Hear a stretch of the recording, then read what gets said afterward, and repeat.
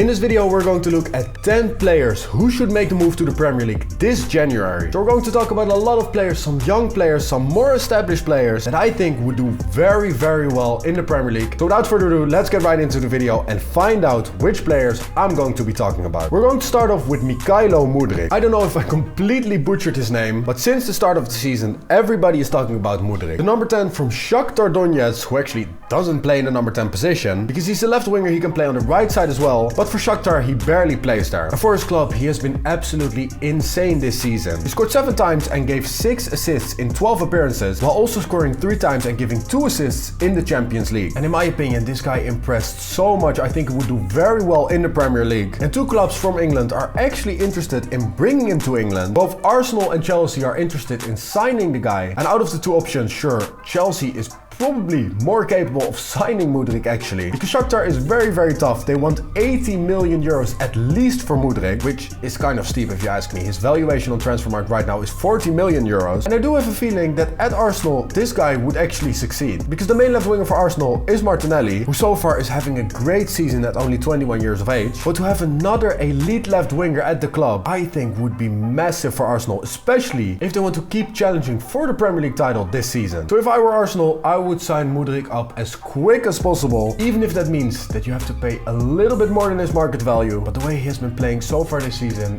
it might be actually worth it. The next player that we're going to talk about is Mohammed Kudus. Mohammed Kudus has been at Ajax since 2020, where he experienced some ups and downs. He had long-term injuries and he always came at a bad moment, because Kudus clearly showed his talent when he was on the pitch. But one thing is certain, Kudus right now is in his best form. He scored 5 goals so far in the Eredivisie. He got 4 more goals in the Champions League group stages, and also he got 2 assists, while also scoring a goal in the Johan Cruijffschaal in the game versus PSV. And Kudus especially made a big impression in the Champions League, scoring unbelievable goals against Rangers, against Liverpool as well. So that's why a lot of clubs in England are actually interested in bringing Mohammed Kudus to the Premier League. Right now, Tottenham, Manchester United, Arsenal and Liverpool are interested in the guy. I don't think that he will go to Liverpool because they just signed Cody Gakpo, and Kudus would be another 30-40 million plus player, so I don't know if Liverpool is willing to spend that money again. Arsenal could make sense because obviously since Gabriel Jesus is not there anymore, they need a striker. Kudus isn't actually really a striker, but he can play there. Manchester United also makes a lot of sense. Erik ten Hag actually brought him to Ajax, worked a few years with Kudus, and at Tottenham I don't really think that Kudus would play a lot, so that one is out of the question for me. But I was actually thinking that a move to Everton would be better for Kudus, because out of the options that we just talked about, I really don't think that they suit Kudus. And Everton were actually very close to signing the player last summer. They were willing to pay 27 million euros for Kudus. He was interested in the move as well. He wanted to go to the club, but Ajax didn't want to let go of him, so he stayed at the club. But right now I think that Everton could actually do with a player like Kudus, judging from the fact that at the time of recording they're in 18th. They're the 3rd worst team in terms of goals scored this season in the Premier League. And let's be honest, what we've seen so far this season, Kudus definitely brings a lot of flair to the attack and is also capable of scoring a goal. So in my opinion, Everton might need Kudus more than Kudus needs Everton, because if he moves to the club he will not play Champions League, he will be in a relegation battle. So for him personally this might not be the best opportunity, since other big clubs are also interested. But on the other hand, he will surely play a lot for Everton. He can get used to the Premier League, and if he does well, he's still capable of making that move to a bigger club as soon as next summer even. Because of his struggle with injuries the last couple of seasons, right now Kudus just needs to play. So to move to a big club where he will be on the bench a lot is just not good for his development. So even though it will be a heavy task to help Everton out of the relegation zone, I think that the match of Kudus and Everton could be a pretty good one. The next player is one that made a big impression during the World Cup. He's the first defender on this list as well. I think that it's important to talk about defenders as well. And with Josko Gvardiol, it is pretty impossible not to talk about him. He was one of the best defenders at the World Cup, as he took Croatia all the way to the semi-finals, and because of his insane performances for his country, his transfer value now went through the roof. So any club that wants to buy this player needs to be willing to pay a lot of money, but in my opinion, it's definitely worth it. Gvardiol can play in both center-back positions and can even play in left-back if it's necessary. And it's no wonder that the biggest clubs in the world are actually after Gvardiol. Real Madrid, Manchester City and Chelsea are linked with the player, but in my opinion, I think that the move to Manchester United would be absolutely great for Gvardiol and also for the club Manchester United. There's no denying that Erik ten Hag is doing a great job right now. The signing of Casemiro helped a lot with the defensive problems of the club, but another great center-back next to Varane is needed if they want to make that next step. And the young young defender who's only 20 years old and is already capable of playing at this high a level would be a great addition for Manchester United. His transfer value right now is 75 million, so Manchester United need to pay a lot of money for him to go to the club. But I think that they should do it in a heartbeat, because this guy is not only great at defending, he's also great at playing from the back, something that Erik ten Hag loves to do with his team. So in my opinion, this one is an absolute no-brainer. It's time to move on to the next player, and we talked about Frenkie de Jong a lot last summer. Was he gonna leave Barcelona? Was he gonna join Manchester United? That was the question of the summer, but in the end he stayed at Barcelona. Had a tough start to the season, but then made his way back into the starting 11. But apart from that, not much has changed at Barcelona. They went out in the group stage of the Champions League, missing a lot of millions that they expected to earn in the competition. And as we all know, Barcelona is still in a lot of financial trouble, so they still need to sell players, and Frenkie de Jong still is the most sensible option. They have a lot of midfielders, so they can let him go. Of course, Frenkie de Jong still is a great midfield talent. He's gonna turn 26 in May, so of course, if you still want to get a big chunk of the money you paid for him, right now might be the best moment to sell. And I personally think it would be a shame. It looks like Sergio Busquets is now leaving the club after so many years, and Frenkie de Jong would be great at taking his role, but you have to keep the financial situation in account, and that's why I think that Frenkie de Jong would still leave Barcelona. I don't know if Manchester United is gonna go for him, but I think that Liverpool would be a great destination for him. Of course, they still have a great squad. They're not doing that well this season. They're also trying to sign Bellingham. He might go to Real Madrid, so if Bellingham doesn't join Liverpool, signing Frenkie de Jong might be a great alternative. And of course, it would be even better if they would sign Bellingham and Frenkie de Jong together, but I have a feeling that that would be a very pricey solution. It would probably cost them 200 million euros, so I don't really think that Liverpool will do that. But in case they cannot sign Bellingham, Frenkie de Jong would obviously be a great player, a great addition to the club, and probably even more so because that means that he will not go to Manchester United. So I think that this would be a great partnership and a great addition to the Premier League as well. Next up is another player that I think would do very well at Manchester United, because of course they're still looking for a striker after they terminated the contract of Cristiano Ronaldo, and the player that Manchester United has been linked with for quite a long time is Dusan Vlahovic. Vlahovic joined Juventus in January of 2020, while Manchester United were also interested in signing the player, but this season Juventus is struggling. Vlahovic still managed to score 7 goals in all competitions. The club from Turin has a lot of problems, which means that they might need to sell Vlahovic, and since Manchester United is still looking for a great young striker who has a lot of potential,